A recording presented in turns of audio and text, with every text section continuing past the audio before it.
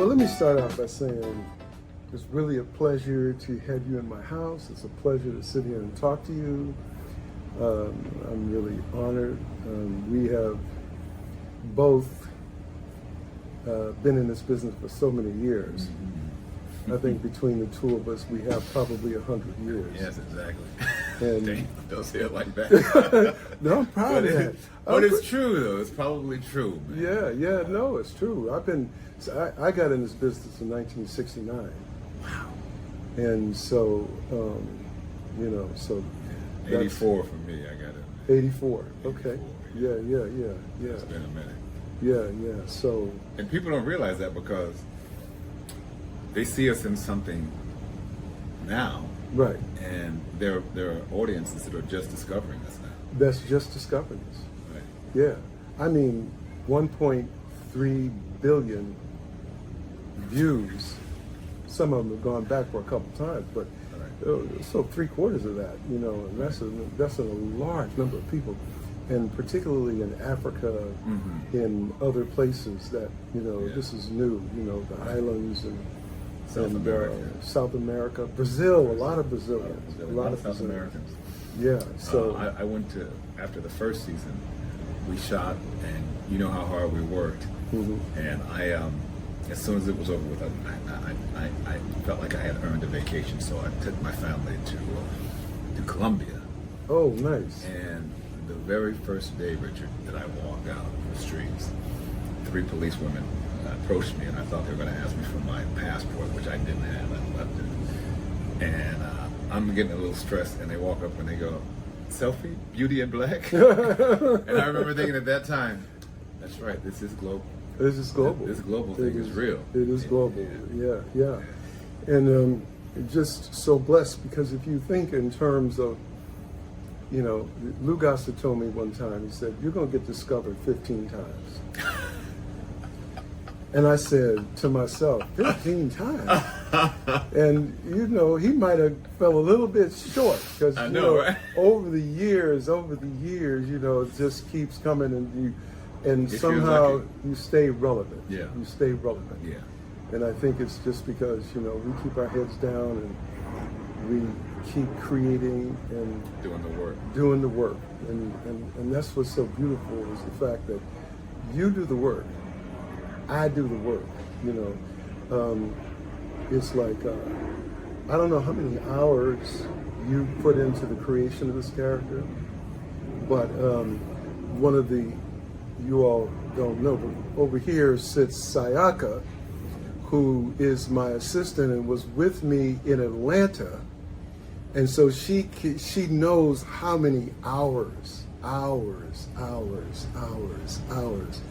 that in preparation for this particular show, which had more of a demand for preparation than just about anything I had ever experienced, and I experienced a lot, just because of the speed at which we worked. The pace was a pace that demanded that you come prepared.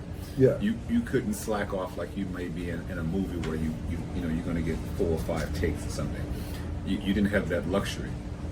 There wasn't that much time between different scenes, so you didn't have that luxury of, okay, I'll work on this scene in between scenes, because you would often go from one scene to another scene, and now right.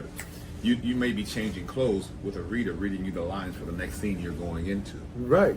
And so as a pro, what we do is we know that it's important to know, before we even shoot this scene, what was the scene before this scene. Right. So we can understand where we're coming from emotionally, and what is the scene after the scene. Right. Before we even get to the scene. So now once we understand that, now we can focus on this scene, knowing how we can pitch ourselves emotionally. But there's not a lot of lag time. In Hollywood, they often say that when you're working, you rush to wait. That's right. But with this particular production, there's no wait, man. Wait. As a matter of fact, I remember a number of times when people were rushing so much that they would finally get into the scene, and then they would rush their lines, and Tyler would have to say, "Oh, slow down, slow down." Yeah. To some of the people that weren't the veterans, to actually tell them, "No, this scene isn't at that pace." You're right. And you have to find the pace of this scene now that you finally got here and everything's ready to go. Right. Exactly.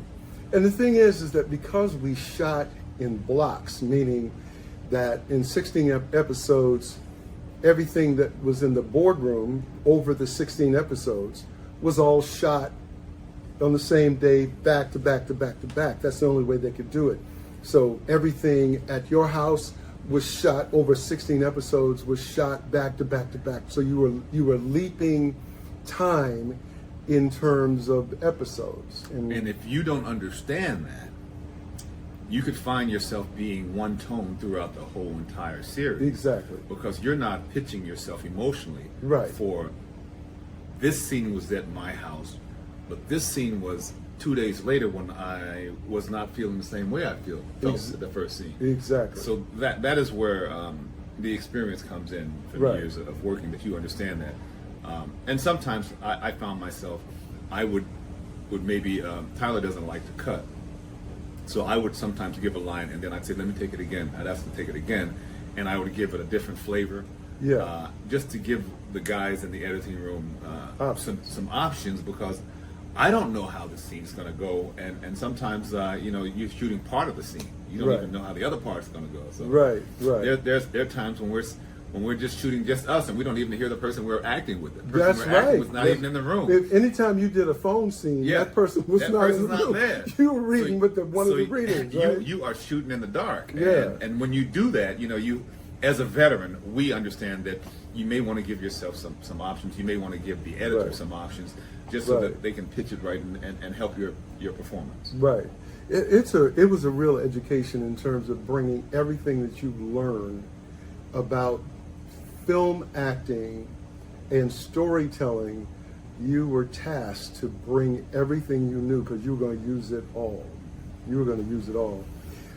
I don't want the conversation to stop us from eating, but let me just say a prayer right quick. Okay.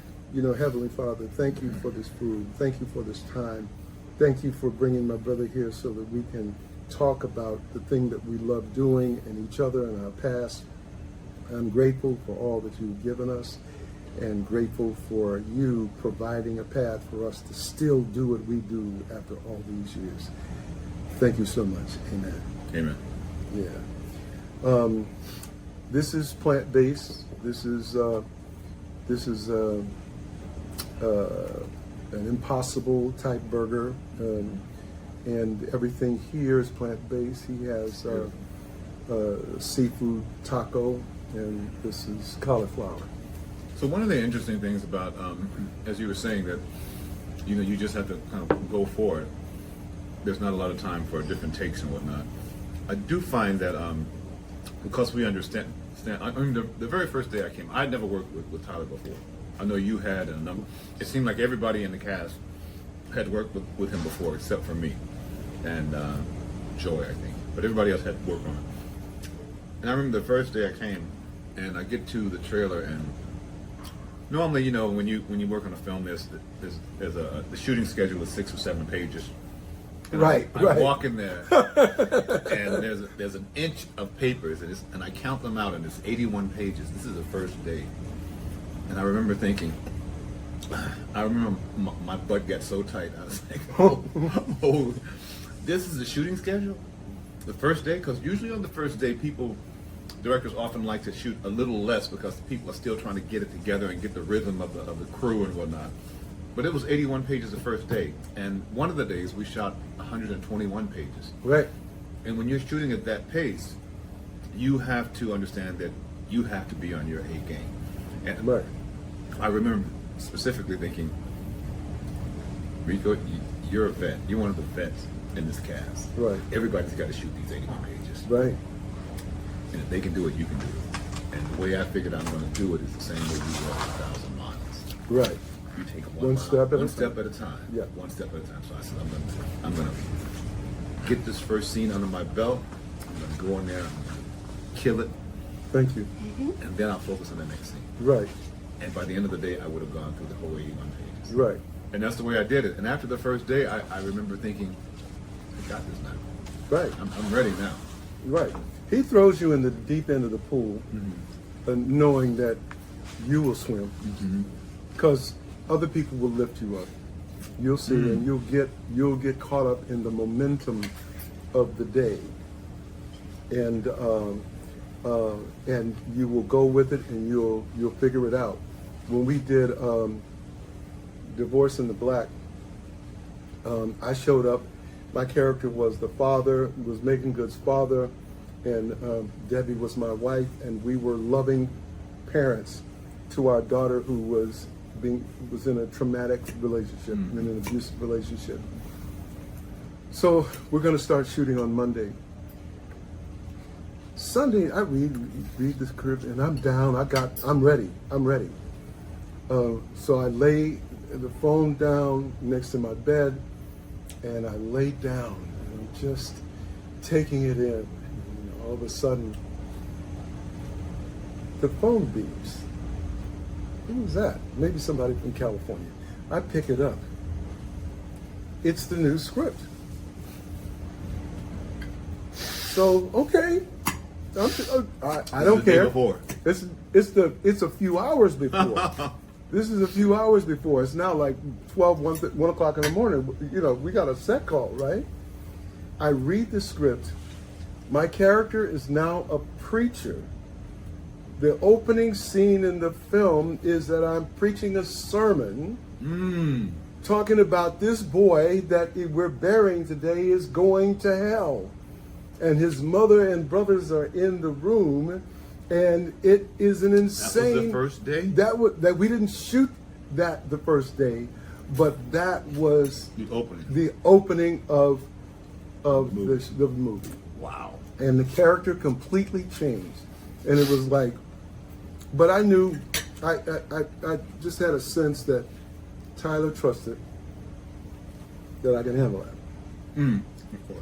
And, you know, and we went with it. And, but what I like about what he does is that he reverse engineered the whole process. Every other film starts out, master, and you work into the close-up. And by the time you get to the close-up, you're 40 takes into the scene, belt, right? And inexperienced actors have blown it out in the master, tears, all that in the master. 40 takes later, they dry as a bone. He starts inside in the close-up. So blowing it out is exactly what he wants. And as he backs out, the only thing he cares about the master is the beginning and the end of the scene. Everything else is more in close in some relationship. And so the actors have a chance to really emote and live their emotion of the scene, and it's fresh. It's fresh. I was working on this is my first big movie out of school. I got a movie called The Dirty Dozen 2. There was a movie called The Dirty Dozen, and this was the sequel to it. And I'm in a scene with I'm a sniper, and I'm in prison because I'm from the hood and I've killed somebody or something like that. But I'm really good. I'm a really good shooter. When Lee Marvin comes to the prison and kind of interviews me and asks me how was I so good and all this, and he talks to me. Anyway, he decides he's going to pull me out of prison, and I'm going to be a free man if I can do this mission with the Dirty Dozen. And the mission is to kill Hitler's right-hand man. So during the movie, we're at the spot where I'm about to pull the trigger on his right-hand man. I've got him in my crosshairs of my rifle, and Hitler walks out.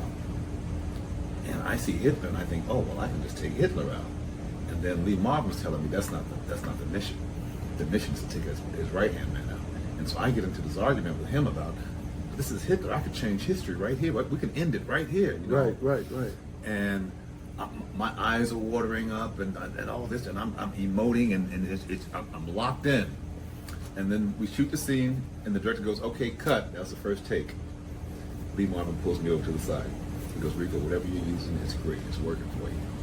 But this is the long shot. We're going to do this about 4 or 5 times, then we're going to do the mid shot.